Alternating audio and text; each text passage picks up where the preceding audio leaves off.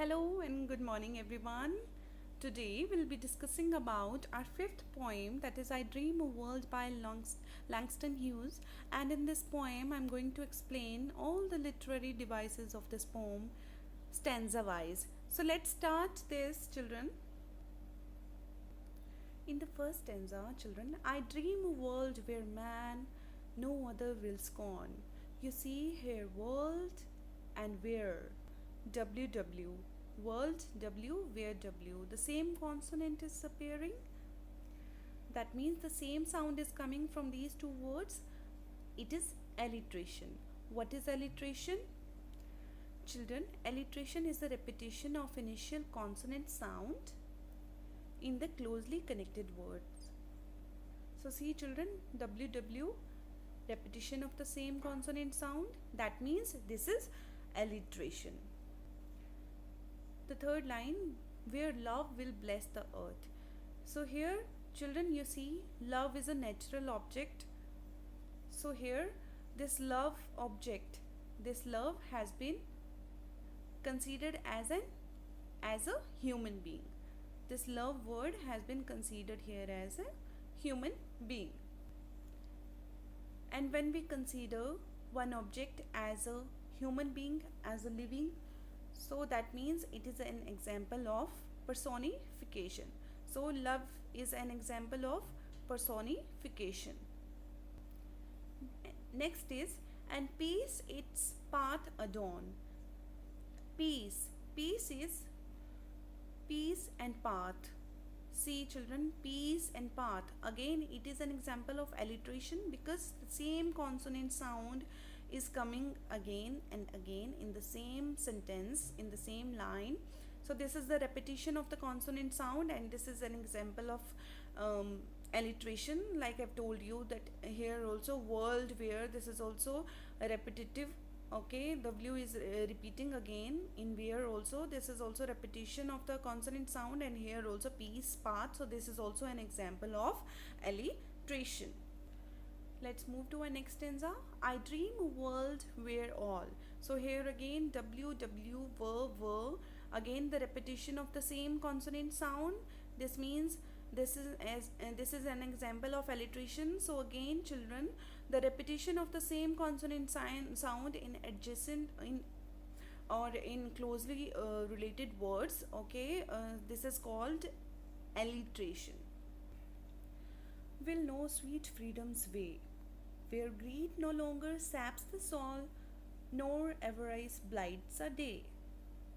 So here children, saps the soul. Again alliteration, the repetition of the same sound of consonant sa. This is also an example of alliteration. Now we'll take the first line of our last stanza, where wretchedness will hang its head.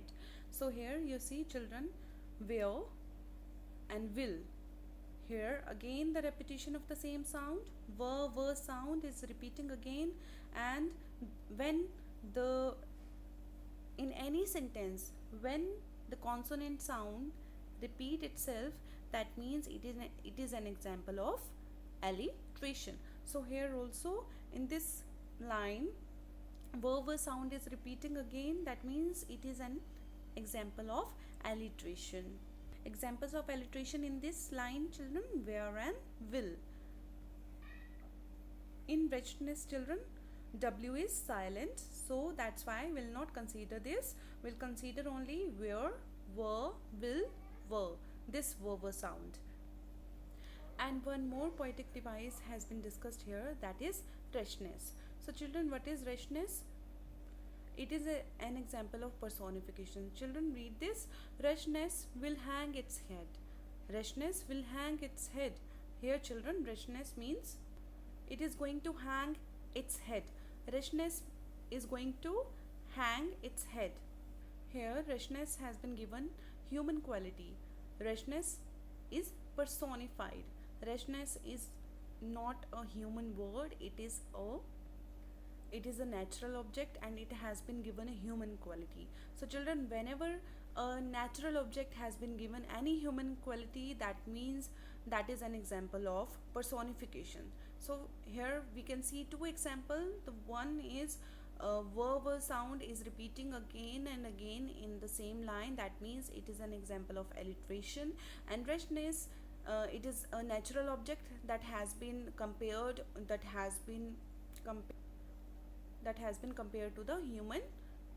This is personification. One is alliteration and the next is personification. In next children, in the next line, enjoy like a pearl. See children, this word like, this is simile.